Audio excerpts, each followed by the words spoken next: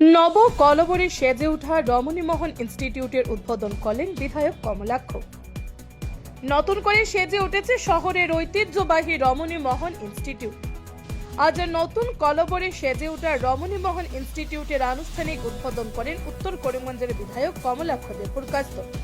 উল্লেখ্য, 1951 সালে নিজের বাবার স্মৃতিতে এই ইনস্টিটিউট গড়েছিলেন তৎকালীন শহরের সর্বজন শ্রদ্ধেয় প্রয়াত রণেন্দ্র মোহন দাস ওরফে দুলুবাবু। শহরের শিক্ষা সংস্কৃতি চর্চায় দীর্ঘকাল রমণীমোহন ইনস্টিটিউট বিশেষ ভূমিকা রেখে আসছিল, কিন্তু রক্ষণাবেক্ষণের অভাবে এই ইনস্টিটিউট জরাজীর্ণ হয়ে পড়ে। অবশেষে স্থানীয়দের দাবির পরিপ্রেক্ষিতে রমণীমোহন ইনস্টিটিউট সংস্কারের উদ্যোগ নেন বিধায়ক কমলাক্ষ দেবপুরকাস্ত। তার উদ্যোগে মুখ্যমন্ত্রী আনটাইডি ফান্ড থেকে 25 লক্ষ টাকা বরাদ্দ হয় এবং এই অর্থ রাশি দিয়ে রমণীমোহন ইনস্টিটিউটের সংস্কার করা হয়। আজ এ ব্যাপারে নিজের প্রতিক্রিয়া তুলে ধরলেন বিধায়ক কমলাক্ষ। শ্রীভূমি থেকে সুস্মিতা দাসের প্রতিবেদন, নববার্তা টুডে।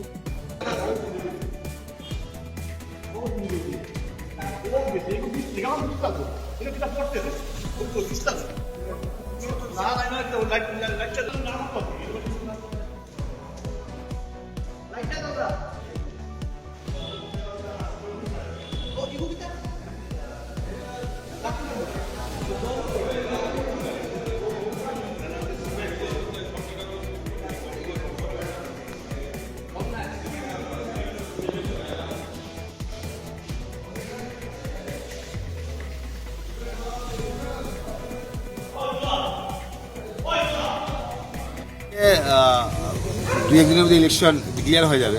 যদিও আমরা আজকে সেটা ইনোগ্রেশন করা হয়েছে, যদি সেইভাবে হয়তো বা বৃষ্টির সময় সেইভাবে আমরা ইনোগ্রেশন করা সম্ভব হয়নি, যদিও আনুষ্ঠানিকভাবে সেটা সম্ভব আমরা ইনোগ্রেশন করেছি। সামনের দিন আমরা একটা বড় কালচারাল প্রোগ্রামের মাধ্যমে, ভালো একজন আর্টিস্টের মাধ্যমে এই অঞ্চলের সাংস্কৃতিক প্রেমী জনসাধারণকে নিয়ে আমরা বড় ধরনের একটা প্রোগ্রাম করব এবং সেই প্রোগ্রামের মাধ্যমে আমরা ইনোগ্রেশন হয়ে গেছে, এই প্রোগ্রামের মাধ্যমে আমরা আবার একটা সুন্দর পরিবেশ এবং সবার মধ্যে আমরা সেই আমোদ প্রমোদ একটা বাতাবরণ সৃষ্টি করব। সামনের কিছুদিনের মধ্যেই আমরা সেই প্রোগ্রামটা করবো এবং প্রোগ্রামের মাধ্যমে আমরা সেদিন আনুষ্ঠানিকভাবে তো হয়ে গিয়েছে, তো সেদিন আরও যাতে প্রোগ্রামের মাধ্যমে একটা আনন্দের বাতাবরণ সৃষ্টি হয় সেটাই আমরা ইয়ে করবো। প্রতিষ্ঠিত হওয়া রমণীমোহন ইনস্টিটিউট এবং আমাদের এই অঞ্চলের এবং এই বৃহত্তর অঞ্চলের একমাত্র নির্ভরযোগ্য একটা প্রতিষ্ঠান ছিল, যেখানে আমরা কালচারাল প্রোগ্রাম করতাম। এবং সেই রমণীমোহন ইনস্টিটিউট আজকে মাননীয় মুখ্যমন্ত্রীর বিশেষ তহবিল অর্থাৎ আনটাইড ফান্ড থেকে 25 লক্ষ টাকা স্যাংশন হয়েছে। এবং সত্যি কথা বলতে গেলে আমি বিধায়ক হিসাবে আমার জীবনে অনেকগুলো কাজ আমি দেখেছি, অনেক কাজই করেছি, হয়তো অনেক কাজ করতে পারিনি, কিন্তু যতগুলো কাজ করেছি তার মধ্যেখানে এই আনটাইড ফান্ডে 25 লক্ষ টাকায় যে এত সুন্দর কাজ হয়েছে এবং কাজের গুণগত মান থেকে শুরু করে এরকম একটা পরিবেশ একটা হয়েছে।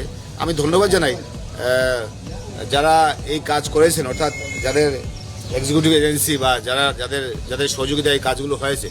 আমি দাতা পরিবারকে আমার শুভেচ্ছা জ্ঞাপন করছি। সত্যি কথা বলতে গেলে রমণীমোহনের সঙ্গে আমাদের এই বৃহত্তর অঞ্চলের মানুষের একটা ইতিহাস জড়িত, একটা আবেগ জড়িত।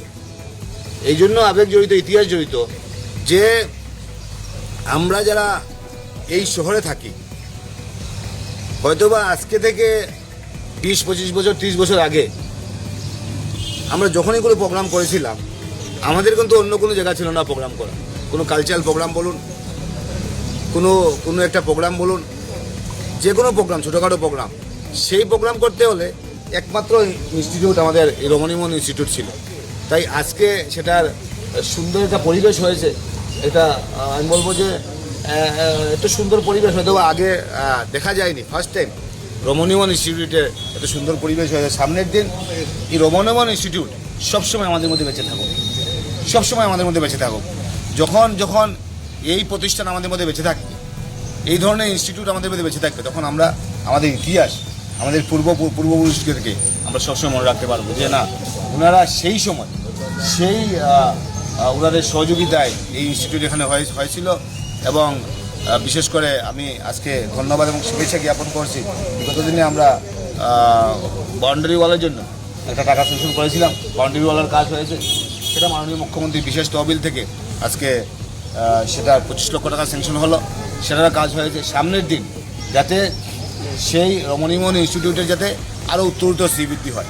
এখানে সিটিং অ্যাকোমোডেশনের দরকার আছে, এখানে সামনের দিন হয়তো বা আমরা এসি মেশিনের দরকার আছে, অর্থাৎ সামনের দিন আরও সুন্দর করতে হবে। আমি বিশ্বাস করি আমাদের সবার সহযোগিতা, আমাদের জনপ্রতিনিধি যারা আছেন, যারা কাটা পরিবারের সব এখানে আছেন, আমরা সেই বিশেষ করে ঐতিহ্যবাহী রমণীমোহন ইনস্টিটিউট যাতে সবসময় আমাদের মধ্যে বেঁচে থাকে, অর্থাৎ সবসময় যাতে সুন্দর এবং একটা নির্ভরযোগ্য প্রতিষ্ঠান হয়ে থাকে, সেটাই আজকের দিনে কামনা করছি।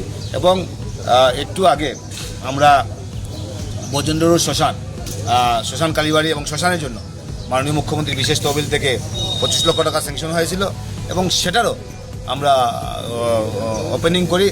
এবং সেই বিশেষ করে রমণীমোহন ইনস্টিটিউট এবং শ্মশান বজেন্দ্রপুর শ্মশান একটু বৃষ্টি হলেই আমরা সব যখন নিয়ে যেতাম এখানে আমরা দাওয়া করতে পারতাম না, সব দাওয়া করা সম্ভব ছিল না, অর্থাৎ চুলোগুলো একদম জলের নিচে চলে যেত, তার জন্য আমাদের সব দাওয়া করা সম্ভব হতো না।